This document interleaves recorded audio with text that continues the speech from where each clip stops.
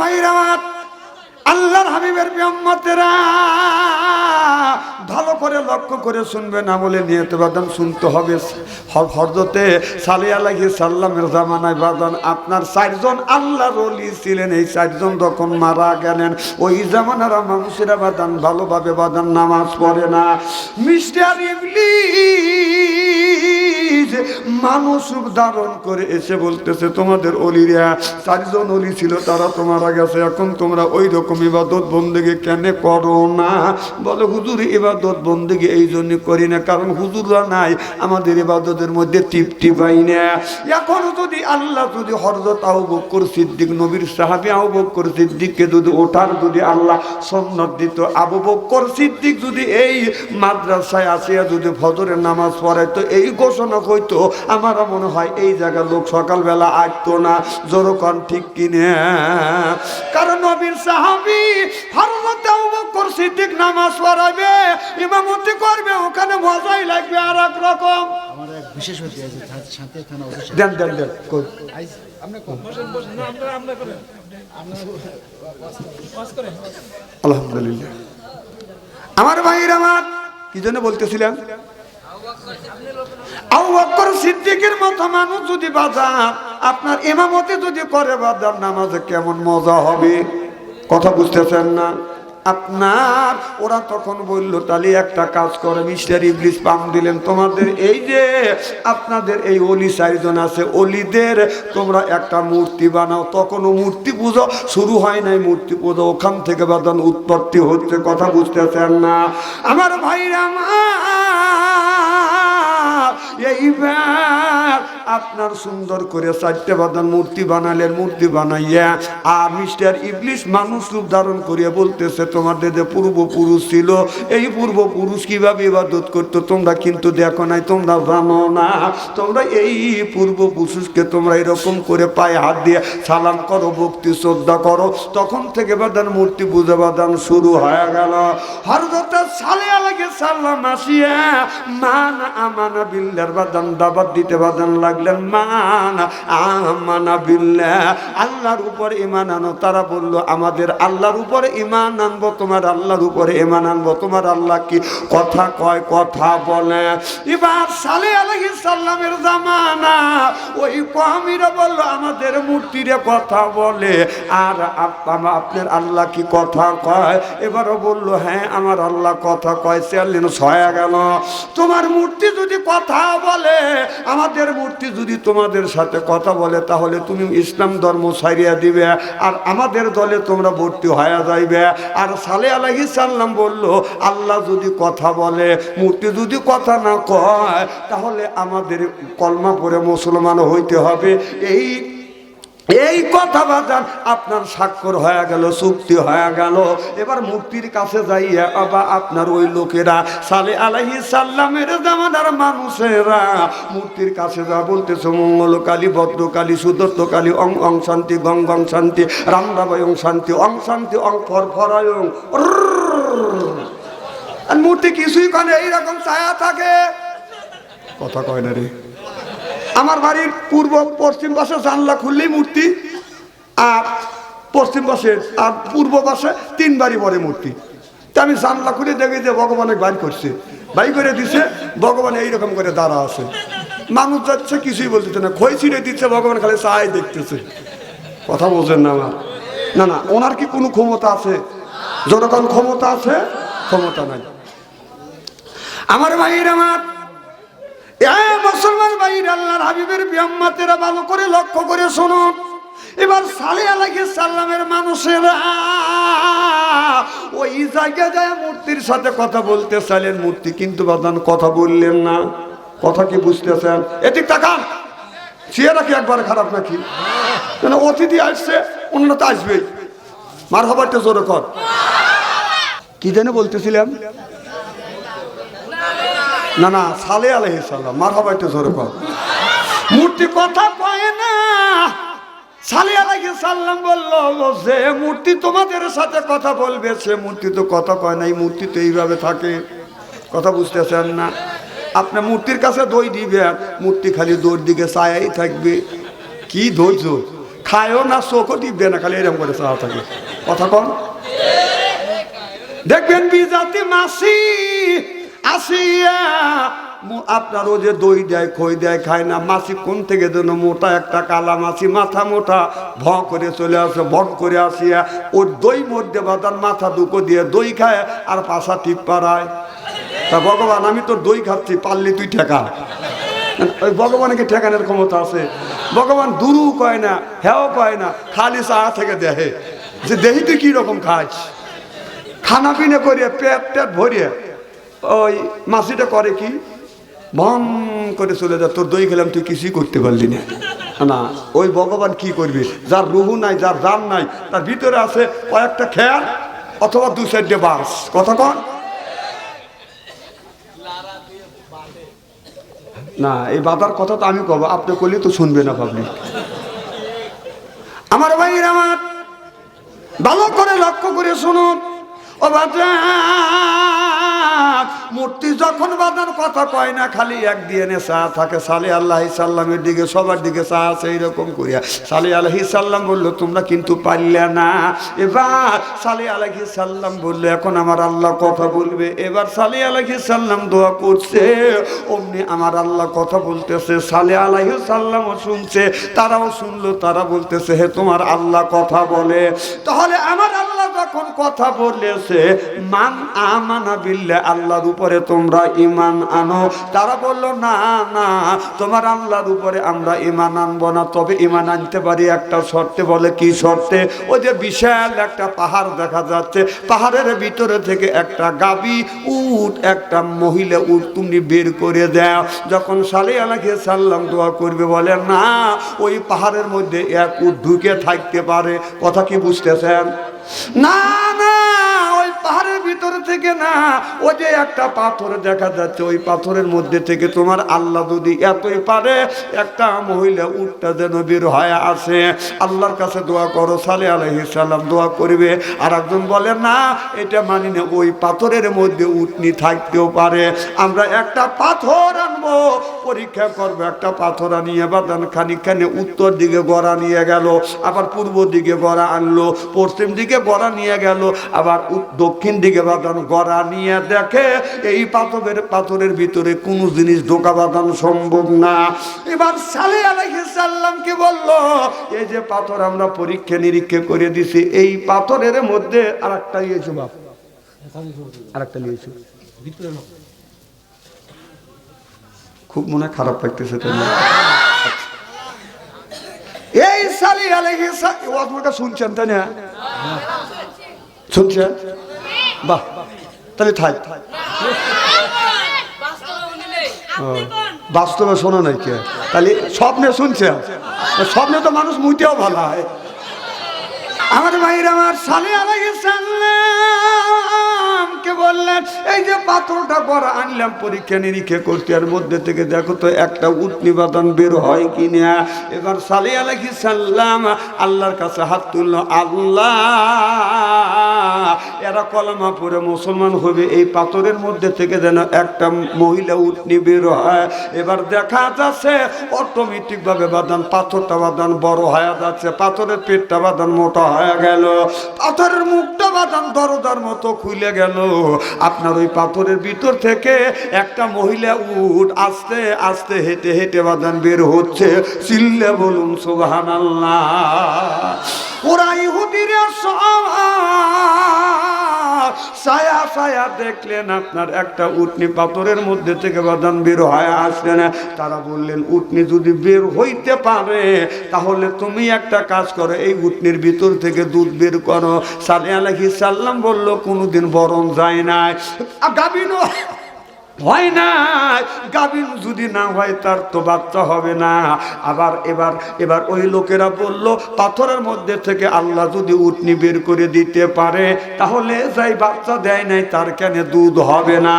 আল্লাহ ডেকে বলে, বন্ধু সালে আলাইহিস সালাম তুমি তোমার হাতটা লাগাইও। হাতটা লাগানোর সাথে সাথে আপনার এই গাভীর মধ্যে থেকে দুধটা বের হবে। সালেহ আলাইহিস সালাম বলল, তোমরা যার যার বাড়িতে যা বালতি নিয়ে আসো, দলসি নিয়ে আসো, কলসি নিয়ে আসো, ডাম নিয়ে আসো। সবাই ডাম, বালতি, দলসি বাদান নিয়ে আসলেন। আল্লাহ নবী সালেহ আলাইহিস সালাম যখন কোলানে বাদান হাত বুলালেন, অমনি বাদান দুধ বাদান পড়তে লাগলেন। মানুষের বালতি ভরে গেল, দলসি ভরে গেল, কলসি ভরে গেল, এরপরে বাদান আপনার কলসি ভরে গেল, তারপরে ডামগুনি বাদান ভরে গেল। এবার সালেহ আলাইহিস সালামের লোকেরা বলল, এই গাভীটা যেন অদৃশ্য না হয়ে যায়। এই গাভীটা আমাদের শিশু বাচ্চারা দুধ পান করবে, আমাদের যখন দুধ লাগবে ওলানে হাত দেব তখন দুধ বের হয়ে আসবে। সালেহ আলাইহিস সালাম বলে, আল্লাহ এই জাতির এই উটনি যেন গায়েব না হয়, এরা রাখতে চায়। আল্লাহ বললেন, এই উটনিটাকে আমি রেখে দিব, কিন্তু উটনিকে কেউ যদি উটনির সাথে দুর্ব্যবহার করে, উটনিকে কেউ যদি আপনার কষ্ট দেয়, আঘাত করে, যদি মারধর করে, আমি আল্লাহ এই জমিনে গজব দিয়ে সবাইকে শেষ করে দিব। আমার ভাইয়ের, আমার ভালো মানুষের পিছনে বাদান শত্রু আছে না নাই? কি বান আছে না নাই? ভালো মানুষের পিছনে বাদান শত্রু থাকে, বাদান ভালো মানুষের পিছনে বাদান শত্রু থাকে। আপনাদের গ্রামের একটা মানুষ কাজকর্ম করে যদি একটা সুন্দর করে বিল্ডিং দেয়, আমার মনের মধ্যে হিংসা ঢুকে, কেন ও এত বড় বিল্ডিং দিছে, এই টাকা পাইলো কোথায়, উৎস কোথায়? কথা কর না কে? মানে আমার পেট ফলে, অর্থাৎ হাদিস শরীফের মধ্যে আছে, আমার এই ভাইজান যদি সুন্দর একটা বিল্ডিং দেয়, সুন্দর যদি ভালো ভালো যদি কাজ করে, তাহলে তার জন্য দোয়া করা উচিত। আল্লাহ লোকটা বিল্ডিং দিছে, তুমি বিল্ডিং দেওয়ার তৌফিক দিয়ে দিও। এই দোয়া ওনার কাছে পৌঁছার আগে আপনার জন্য দোয়া আল্লাহর আরশে আজিম পর্যন্ত পৌঁছে যায়। চিল্লে এখন সুবহানাল্লাহ। আমরা মানুষের ভালো দেখতে পারি না, মানুষের খারাপ চাই, নিজের ভালো চাই, এই রকম লোক আছে না বাজার না?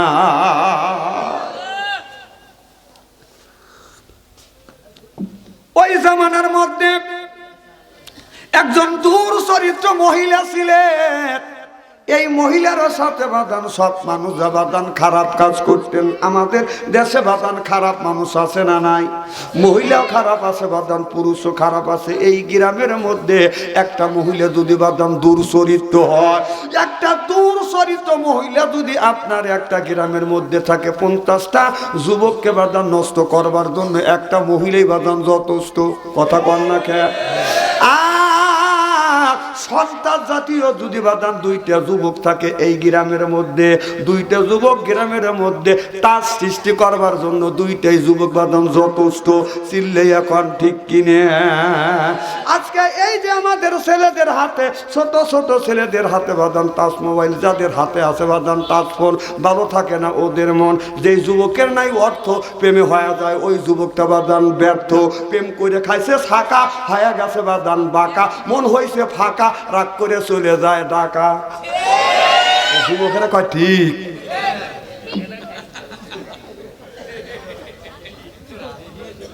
লাগাবো না, ডিজিটাল ওয়াজ করবো আজকে, মারহাবা কর।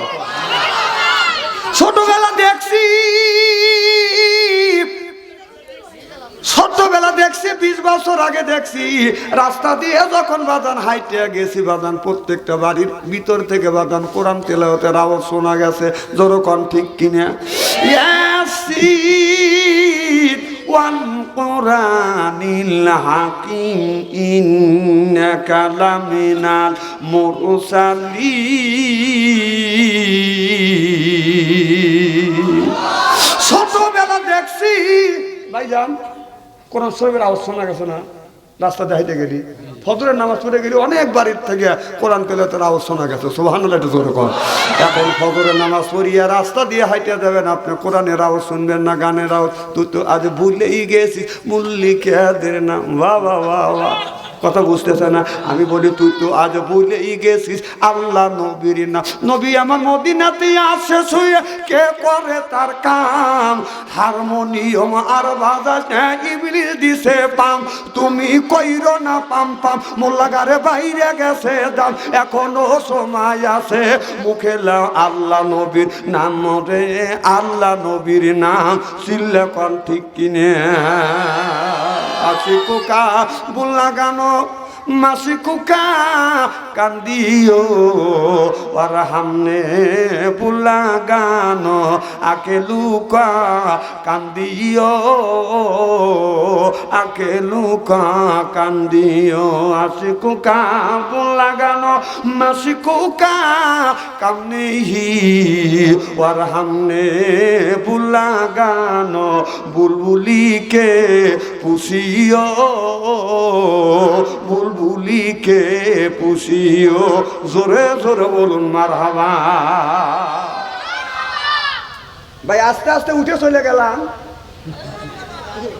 না, না আপনার মতো লোক শুনে মাহফিলটা উঠে যায়, আপনার তো দোষ নাই, দোষ হলো শয়তানের। শয়তান আপনাকে পাম দিছে, ভাই যাও, ওই শয়তান আপনাকে স্টেজ থেকে বাইর করে, শোনেন আসেন না আসেন ব্যাপার আপনার, আপনাকে স্টেজ থেকে বাইর করে দিয়ে শয়তান আপনার পিছনে যে লোক আছে ওই লোকের ধরবি, ধরে বলবে যে ও তোমার ও ভাই চলে গেল, তুমি বসে রয়েছে।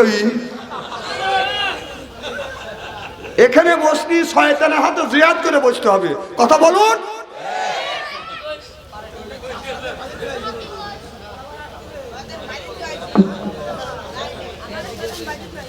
হ্যাঁ যুবকরা বাচ্চা আসতেছে, আসবে তো মারহাবা কর। আমার ভাইয়ের আমার সালে আলাইহিস সালামের ঘটনা মনে আছে। এই সালে আলাইহিস সালামের জামানা দুর্চরিত্র একজন মহিলার কাছে দুইটা লোক বাদান খারাপ কাজ করতে গেছে। তাই এই লোক ওই মহিলাটা বলে আমি তোমাদের সাথে খারাপ কাজ করতে পারি, সালে আলাইহিস সালামের যে উটনি এটা আছে উটনিটাকে তোমরা হত্যা করো। এবার আপনার ওই দুই লোকটা মনে মনে ওই লোক দুই লোকটা ভালো করেই জানে সালে হলে আল্লাহর নবী, এই উটনির উপরে যদি আমরা আঘাত করি তাহলে আল্লাহর গজব আসবে, আমরা করব না। এলাকার বাদান 7টা ডাকাত আছে, ডাকাতদের কাজই হলো বাদান মানুষের মাল ধন সম্পদ বাদান লুট করে খাওয়া, এইরকম ডাকাত বাদান আছে না নাই? এবার সালে আলাইহিস সালামের জামানায় ওই মহিলা বলতেছে যদি মারতে পারো তাহলে তুমি ওই উটনিটাকে যদি মারতে পারো তাহলে তোমাদের সাথে খারাপ কাজ করব। কথা বুঝতেছেন না? এবার ডাকাতদেরকে বললো ডাকাতিরা তোমরা কি ওই উটনিটাকে মারতে পারবে? কয় টাকার বিনিময়ে আমরা সব কিছু করতে পারবো। কথা বুঝতেছেন না? আমার বাইরে আমার ওই 6 জন ব্যক্তি আপনার ডাকাত পেয়ে যখন উটনিটাকে যখন মারতে গেলেন তারা চিন্তা করলেন উটনিকে না মারিয়া সালে আলাইহিস সালাম, কারণ সব কাঠি বাদাম নাড়াচাড়া করতেছে। আমার কথা বোঝেন কিনা বোঝেন? কারণ সালে আলাইহিস সালাম আল্লাহর কাছে যা চাই তাই হয়, যা কয় তাই হয়।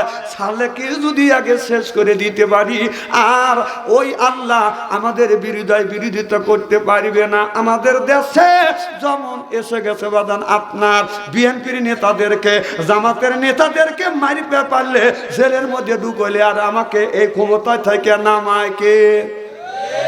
কথা কি বোঝেন কি না বোঝেন আল্লাহই ভালো জানে। আমার ভাইয়ের আমার তারা চিন্তা করলেন যে চাবি কাঠি লড়াবে যার দ্বারা আমাদের ধর্মটা নষ্ট হয়ে যাবে তাকে যদি শেষ করে দেই ভালোই হবে। এবার সালে আলাইহিস সালাম বাদান নামাজের জন্য বাদান বের হবে।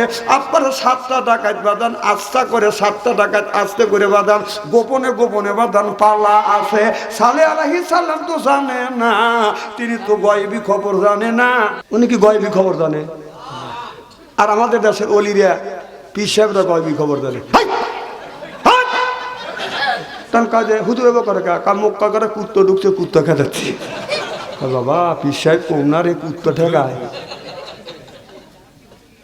বউ বলতেছে হুজুরের সাথে দুর্ব্যবহার হয় না। 3500 মাইল দূরে মক্কা মদিনায় কুত্তো ঢোকে, এখান থেকে হেই খেদা দেয়। উনি আমার আলেমের মেয়ে তো, উনি যে মাঠে কাজে গেছে পেঁজের খেতে কাজ করতে গেছে, উনি কই মাছ ভাজি করিয়া পাতের নিচে রেখে দিছি, তারপর ডিম ভাজি করে পোস্ট করে রেখে দিছি। কথা বুঝতেছেন না? তারপরে মানে ভালো ভালো গোস্তগুনি মুরগির রান সুন্দর করে কাঁচা কাঁচা কাইটে তলে দিয়ে উপরে ভাত দিছে, দেন মুখ সুট খাইতেছে। না না ওয়াজ করতেছি। তখন পীর সাহেবের কাছে দিছে, উপরে লবণ দিছে, উপর দিয়ে ভাত সাদা। পীর সাহেব চিন্তা করতে আমাকে তরকারি আসবে না, তরকারি আসে না। পীর সাহেব মন খারাপ করে বসিয়েছে। তো ওই বেচারা মাথার থেকে পেঁয়াজের খেত নিরিয়া বাইতে আসছে। হুজুর খাবার দিছে। হ্যাঁ খাবার দিছো, তোমার বউ না মানুষ নাকি? কি হয়েছে? কাজে শুধু ভাত খাওয়া যায়। বাড়ির মধ্যে রাগিয়ে গেছে, আজকেই তো শেষ করে ফেলাবো। হ্যাঁ আমার হুজুর এখান থেকে মক্কার করে কুত্তো কাদা, আর তাক তুই খাবার দিছিস? হ্যাঁ শুধু ভাত দিছিস? লাফায়ের নাই সে ডাকি নিয়ে গেছে, কানে কানে বলছে, আমি একটা জাতালি, তুমি একটা লাঠি লিয়া। কয় কে? কয় এখান থেকে মক্কার ঘরে কুত্তো খেলা ৩,৫০০ মাইল দূরে, আর ২ ইঞ্চি পাতের নিচে কই মাছ, ডিম চপ, তারপরে আছে মুরগির রান বুনো করে রেখে দিছি, এইটা চোখে পড়ে না। তখন পীর সাহেব বললে, বাড়ান কি হয়েছে বাবা, তুমি এরকম করো, ব্যবহারটা ভালো হচ্ছে না।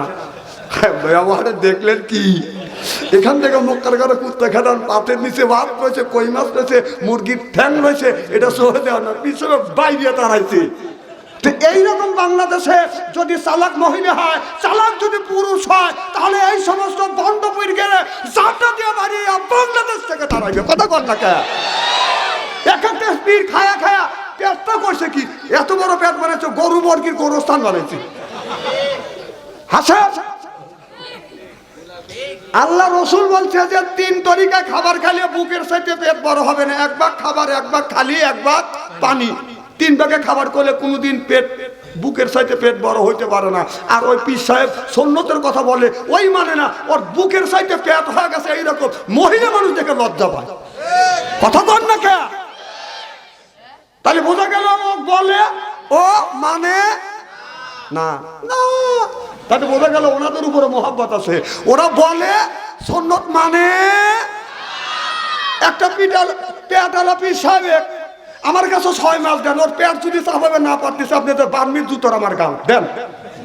6 মাসের মধ্যে ওই শালার পেট কমা ফেলা দেবো।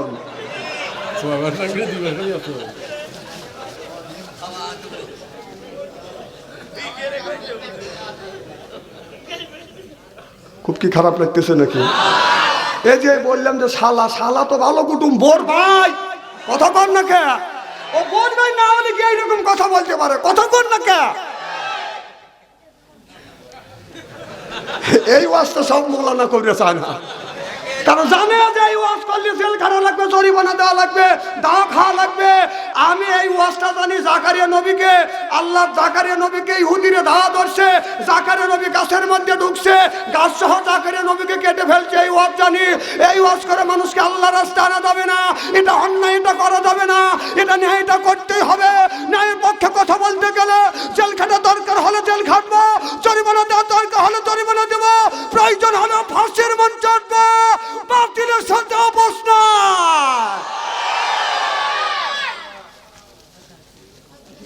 আপনাদের এই এলাকার সন্তান মাওলানা মতিউর রহমান নিজামী সাহেব বাতিলের কাছে কি আপোষ করছি? ওনাকে অনেক কিছু দিতে চাইছে, উনি কোনো জিনিস স্বীকার করে নাই। তিনি ভয় খাইছে কাক দেখে? আল্লাহ দেখে। উনি কোন 10টা বছর মন্ত্রী ছিল। কয় বছর? এই দেখেন 1.5 বছর মন্ত্রীগিরি করে সুমার হয় না, কোটি কোটি টাকা হাতাইছে। আর 10টা বছর একজন মন্ত্রী ছিল, 14খানির মন্ত্রী না, শিল্পমন্ত্রী, তারপরে কৃষি মন্ত্রী। কৃষি খাত বাংলাদেশে বড় খাত, শিল্প খাত বাংলাদেশে বড় খাত। দাঁড়ান, আপনার বলা লাগবে না, আপনি বললে আপনি গাল বেরবে মুরব্বী। এতে আমার দিকে তাকান, সিয়ারা কি একবারে খারাপ নাকি?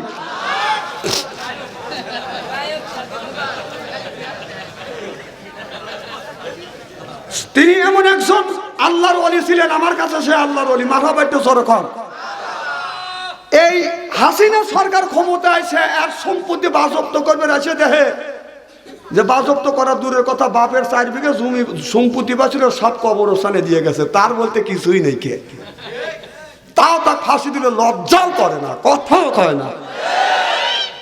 এই যে চিনির মিল লালপুর চিনির মিল চেনেন না? ওনার সাথে আমাদের একটা সম্পর্ক ছিল, সেই পুরোনাই। আমার বাবার সাথে একই সাথে পড়াশোনা করছে, তার থেকে একটা সম্পর্ক আছে। তার শাস্ত্র ভাইদের সাথে আমার যথেষ্ট সম্পর্ক। তো ওখানে আমি মাহফিলে গেছি, তো আমি বললাম হুজুরের সাথে দেখা করিয়ে যাই।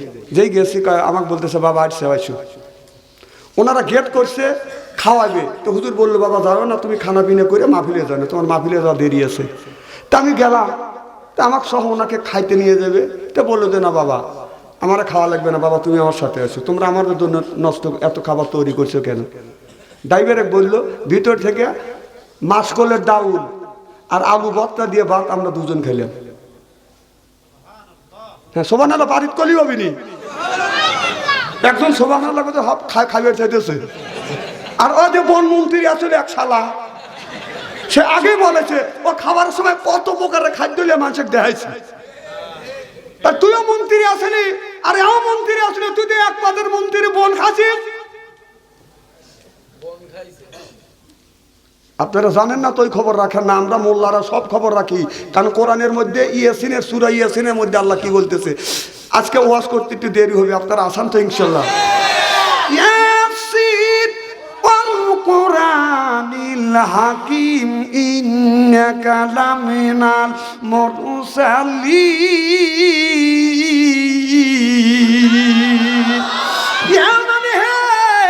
মানে সাইয়েদ বাংলা অর্থ হলো নেতা, হে নেতা ওয়াল কুরআনিল হাকিম। মানে হে সিন মানে সাইয়েদ বাংলা অর্থ হলো হে নেতা ওয়াল কুরআনিল হাকিম। আল্লাহ বললেন আমি আল্লাহ বিজ্ঞময় কোরআনের কসম খায়া বলতেছি, ইন্নাকা লামিনাল মুরসালিন। তাহলে এই কোরআনের মধ্যে বাদান রাজনীতি আছে, সমাজনীতি আছে, অর্থনীতি আছে, এরপরে বাদান আপনার বিজ্ঞানটা কোরআনের বাদান পরিপূর্ণ। কোরআনের মধ্যে পরিপূর্ণভাবে বাদান বিজ্ঞান আছে না নাই? তাহলে কোরআনে যদি রাজনীতি থাকে, সেই রাজনীতি কেন আপনারা করবেন না? হ্যাঁ, নামাজ কি ফরজ? জোরে কর, নামাজ কি? আরো জোরে। তাহলে নামাজের কথা আল্লাহ ৮০ থেকে ৮২ জায়গা বললেন ওয়াকিমুস সালাহ, নামাজ কায়েম করো। ৮০ থেকে ৮২ জায়গা এই আপনার এবারে আল্লাহ বললেন আকিমুস সালাহ, নামাজ কায়েম করো। তুত যাকাত, যাকাত ৩০টা জায়গার কথা বলছে। কুতিবা আলাইকুমুস সিয়াম ১ থেকে ২টি জায়গা। ইউকাতুলুনা ফি সাবিলিল্লাহ ফায়াকতুলুনা ওয়া ইউকতালুন। ইসলামের জন্য রক্ত নেও না হয় রক্ত দেও, না হয় মারিয়া ফেলো, না হয় মরো। এ কথা কার? তাহলে আল্লাহ কোরআনের মধ্যে নামাজের কথা ৮২ জায়গা, আর আপনার কোরআন দিয়ে রাষ্ট্র পরিচালনার কথা আল্লাহ ৫০০ জায়গার উপরেও বলেছে। সুবহানাল্লাহ। নামাজ যেমন ফরজ, রোজা রাখা যেমন ফরজ, কোরআনের দিন কায়েম করবার জন্য প্রত্যেকটা নারী পুরুষ ধনী হোক আর গরিব হোক, কোরআনের দিন প্রতিষ্ঠিত করানো বাদান ফরজ। সুবহানাল্লাহ বললেন না? গরিব মানুষ কয় যে আমার রাজনীতির ঠেকা নাই। আপনি কি রাজনীতি কোরআন করবে করতেছে? কোরআন বলতেছে যে কিভাবে তুমি কামলা বিক্রি করে খাও, তোমার দ্বারা যেন ইসলাম প্রতিষ্ঠিত হয়। সুবহানাল্লাহ একটা জোরে কর। তাহলে নামাজ যেমন ফরজ, ইসলাম প্রতিষ্ঠিত করা ফরজ। খালি ফরজ না, ফরজ আইন। নামাজ তো ফরজ, আর কোরআনকে জমিনে প্রচার করা, প্রতিষ্ঠিত করা তোমার জন্য ফরজ আইন। হ্যাঁ সুবহানাল্লাহ। বাড়ির যা করি হবি না, এনে সুবহানাল্লাহ কবে কা? বাড়ির যা বোর কাছে যা সুবহানাল্লাহ। সুবহানের মাও বুলবুলির মাও, সুবহানের মাও বুলবুলির মা কয়। আমার ভাইরা আমার খুব খারাপ লাগতেছে। এ ভাই তুই উঠে যাস কে? ওই দেখেন মানুষকেও তেমন শিক্ষিত না, কিন্তু টাচ মোবাইল হাতে আছে, দেখছে? এই টাচ মোবাইল মানুষকে জাহান্নামে নেওয়ার জন্য একটা টাচ মোবাইলই যথেষ্ট। এই টাচ মোবাইলের মধ্যে বাংলাদেশের যুবক যুবতীরা প্রেমের ভালোবাসা করতে করতে প্রেমের সেঞ্চুরি করে ফেলছে। কথা কর না কে? আপনাদের কি গ্রাম এটা? নয়ালিপাড়া, সাথিয়া, আপনাদের এই গ্রামের মধ্যে যদি 50টা যুবক যুবতী থাকে, তার হাতে যদি স্ক্রিন টাচ মোবাইল থাকে, রাত 12টার পরে আপনার ফেসবুকের মধ্যে ঢোকেন, মেসেঞ্জারের মধ্যে ঢুকে দেখেন, গ্রামের মধ্যে যদি 50টা যুবতী থাকে, তার 45টা রাত 12টার পরে লাইনে আছে, কথা কয় না। ও কি করতেছে? তাহাজ্জুদে নামাজ পড়তেছে।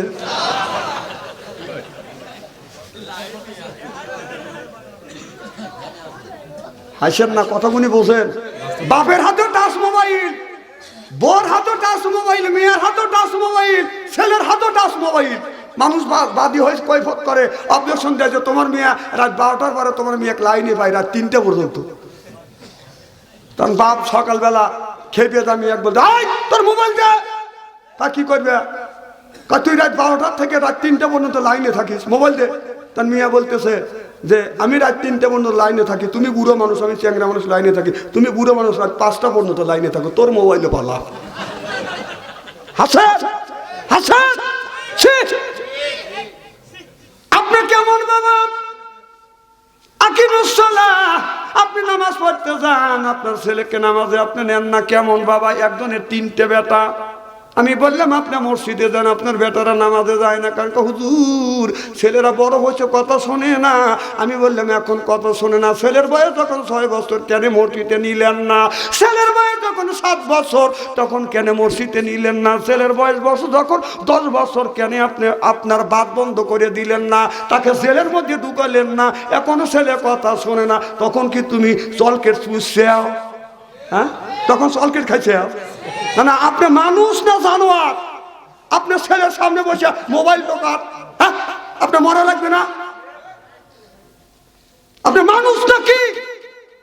ছেলের সামনে মোবাইল দেখেন, মেয়েদের ছবিগুলি দেখেন, লজ্জা করেন আপনি?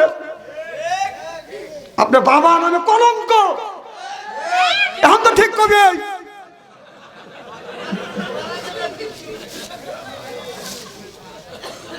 আল্লাহ নবী বলেছেন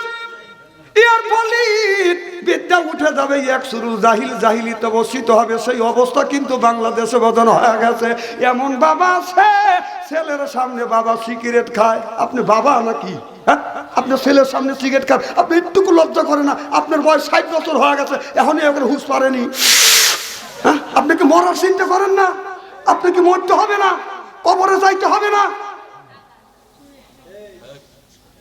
কিয়ামতের ময়দানে যারা বিড়ি খায়া মুখ গন্ধ করে দেবে, কিয়ামতের ময়দানে নবীর সামনে যখন দাঁড়াবে, আমার নবী দূর দূর করে তারা দেবে, গন্ধওয়ালা মানুষ আমার উম্মত হইতে পারবে না। আপনি বিড়ি খান, হ্যাঁ, বিড়ি খায় ছেলেকে আগুন নিয়ে আয়। সি সি সি সি সি, আপনার লজ্জা করা উচিত। আপনি বুড়ো মানুষ, 60 বছর বয়স হয়ে গেছে, আপনি মসজিদে যান না, আপনার ছেলে তো যাবেই না। শরম করে না আপনার? এই ওয়াজ করলেই তো আগামী বছর আমার দাবাত দিবেন। আমি তো বলতেছি কথা আপনাদের বাঁচানোর জন্য। ইয়ার বলিন বিদ্যা উঠে যাবে, ইয়াক শুরু জাহিলিতে বর্ষিত হবে, এ কথা আল্লাহ রসুল বলে গেছে, আর আমি বললি দোষ? হ্যাঁ, আমার চালাবো তো চলতেছে না তো। এক একটা মেয়ে প্রেম ভালোবাসা করতে করতে বাদান প্রেমের সেঞ্চুরি করছে। এক একটা যুবক বিয়ের আগে বাদান 8টা প্রেম করছে, বিয়ে করছে, ওইটা দিয়ে হলো বাদান 9টা বাসর ঘরে যাইয়া ও মনে মনে চিন্তা করতেছে আমি 8টা মেয়ে ঠকা আসছি, আমি সলিতে পাইছি।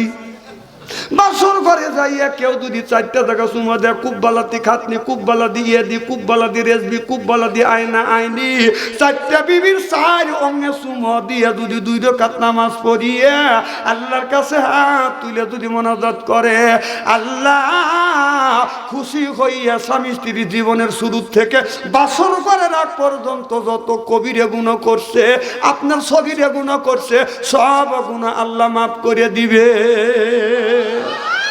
বাসর ঘরে যাইয়া স্বামী আমল করে না, আপনার বসে থেকে গান গায়, বলে বিবি আমি ঠকি নাই, আমি ঠকি নাই রে।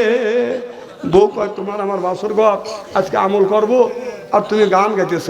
ও কয় আজকে আমার সাথে আনন্দের মানুষ কেউ নাই, তামাম দুনিয়ার মানুষকে আমি ঠকাইছি, আমি সলিতে পাইছি, এই দিন আনন্দে গান গাইছে। বিবি আমি ঠকি নাই, আমি ঠকি নাই রে, তুমি আমার 9 নাম্বার বিবি রে। বউ কয় আমার আগে 8 টাকা তোক দিয়ে 9 টাকা। বউ খাটের উপরে দাবাস করে পড়ে গেছে, স্বামী কয় পইলে কে? কয় আল্লাহ কানের বগল দিয়ে আমাকে বাঁচাইছে। কিভাবে?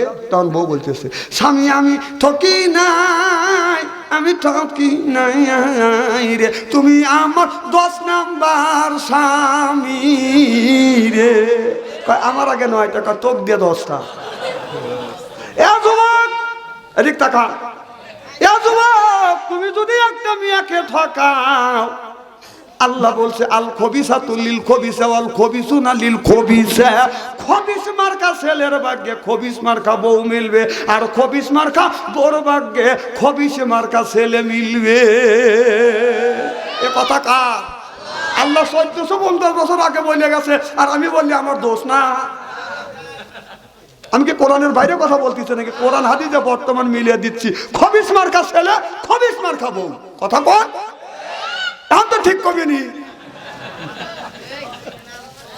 সকালবেলা মসজিদ যখন আজান দেয়, আসসালাতু খায়রুম মিনান নাওম, তখন কুকুর কি কয়? এর মানে কি বুঝায়? যদি ঘুমেতে উঠে মোড় দিতে যাও। আর আমাদের ছেলে দেখেন, আমাদের ছেলে রাস্তা দিয়ে যদি হাইটে যায়, পূর্ব পাড়ার মহিলা আপনার এই বাড়ির বাস দিয়ে হাঁটতে পারো না, যুবকেরা পিছনে পিছনে যায়। একটা যুবক মোবাইল নাম্বার দাও, মোবাইল নাম্বার। তুই মোবাইল নাম্বার দিয়ে কি করবি? হ্যাঁ, তাহলে আবার কিছুদিন আগে যা হবে না, আর একটা ছেলে দাঁড়া থেকে কয় ওই কুকুরের আর এই লাভি একই বয়ে। কথা কয় না, কথা কয় না। আরে কথা কে নষ্ট বলতেছি নাকি? আরে খাবের কানে মিলে নেন।